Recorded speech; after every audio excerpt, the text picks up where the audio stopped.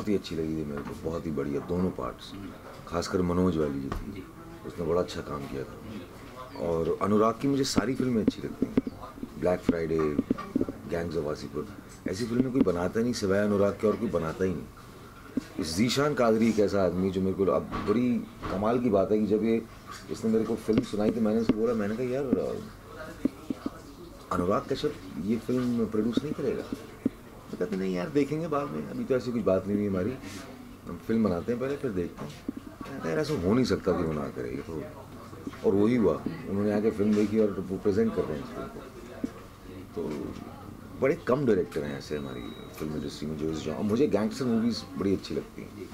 अब gangster movies बनाने को तो बहुत डायरेक्टर्स बनाते हैं, लेकिन इसमें एक रियलिटी नज़र आती है आपको, और वो मुझे बड़ा पसंद है क्योंकि मेरे फादर पुलिस में रह चुके हैं। तो मुझे ये जो गैंग मूवीज़ होती हैं, पुलिस गैंग मूवीज़ होती हैं, मुझे बड़ी अच्छी लगती हैं शुरू से। तो इसमें ये बात है। मेरठ या गैंगस्टर्स के बाद भाग जॉनी आएगी, विक्रम भट्ट की फिल्म है, जिसमें अगेन मैं विलन की भूमिका में नज़र आऊँगा। और उसके बाद एक फिल्म है भैया जी सुपर हिट, वो सनी देओल के साथ है, वो है। और फिर पंजाबी की एक फिल्म है शरीक, जिमी शेरगिल के साथ। और एक फिल्म है जोरावर, हनी सिंह के साथ। ये 4 फिल्में अभी बैक टू बैक रिलीज़ होंगी। एक आखिरी सवाल जी, वो ये जो आप पूछ रहे थे किस किस्म का रोल, वो एक्चुअली ये वाली फिल्म थी। मैं हमेशा चाहता था कि मैं ऐसा कोई रोल करूं किसी रियलिस्टिक फिल्म में, वो मौका मुझे यहाँ मिल गया। मैं यंग और नए डायरेक्टर्स के साथ काम करना चाहता हूँ, टू बी वेरी ऑनेस्ट, जिनकी अपनी सोच है, जो क्योंकि मैं ज़्यादातर काम करता हूँ अपने पुराने लोगों के साथ, उनके साथ मेरी ऑलरेडी टीम बनी पड़ी है। मैं चाहता हूँ कि कोई यंग लोग आए, कोई नया को कुछ लेके आए, उसमें उस कैटेगरी में मैं फिट होना चाहता हूँ, क्योंकि वहाँ मुझे कोई जानता नहीं वहाँ पे, इसलिए। शॉट्स बहुत अलग अलग थे, हमारी कई बार लड़ाई होती थी। मतलब मुझे याद है कि जैसे अब मैंने कुछ फिल्में की हैं तो उसमें देखा गया है कि आपका वाइड शॉट हुआ, उसके बाद में आपका क्लोजअप लगता है। तो इसमें ये होता था कि हम लोग, मेरा एक शुरू का दूसरा दिन था शूटिंग का, लगा वाइड शॉट लगा, सीन कंप्लीट हुआ हम सब लोगों का, देन एकदम से आवाज़ आई, अब मेरे को ये कि अभी होगा दूसरा क्लोजअप लगेगा, तो एकदम से ज़ीशान की आवाज़ आई कि लोकेशन चेंज।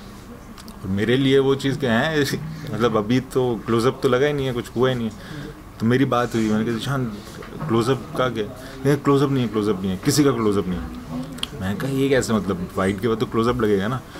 तो वो ज़ीशान का अलग प्रोसेस था कि नहीं क्लोजअप नहीं है, मेरे लिए मैं कुछ अलग एक्सपेरिमेंट कर रहा हूँ, ये कर रहा हूँ।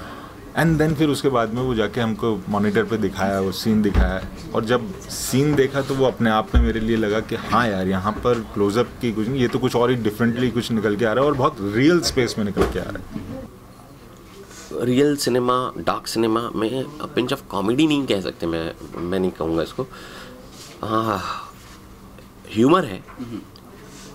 थोड़ा डिफरेंस हो जाता है जब कॉमेडी और ह्यूमर को आप बोलते हो, और वो डिफरेंस एक्चुअली बहुत वास्ट हो जाता है। तो ये ह्यूमर है, क्योंकि अगर क्या होता है कि डेफिनेट गया और जाकर के शमशाद पे बंदूक खींची और गोली जब अटक गई, तो डेफिनेट का जो हालत हुआ, आप लोगों ने बहुत मज़ा लिया कि अब डेफिनेट भागना शुरू, ये बड़ा गया था अपने आप को सलमान खान बनते हुए। हम लोग प्लान्स अभी ऐसा कुछ नहीं है, मगर हाँ बिल्कुल हम लोगों की कोशिश रहेगी, और मैं सर से इस बात भी कर रहा हूँ कि कुछ करते हैं साथ में, देखते हैं। सर का भी है, हाँ मैं अभी तो लोकार्नो गए हुए हैं अपनी फिल्म के इसका लेकर के स्क्रीन का, तो वापस आएंगे तो कहीं ना कहीं कुछ ना कुछ तो हम लोग साथ करेंगे ही।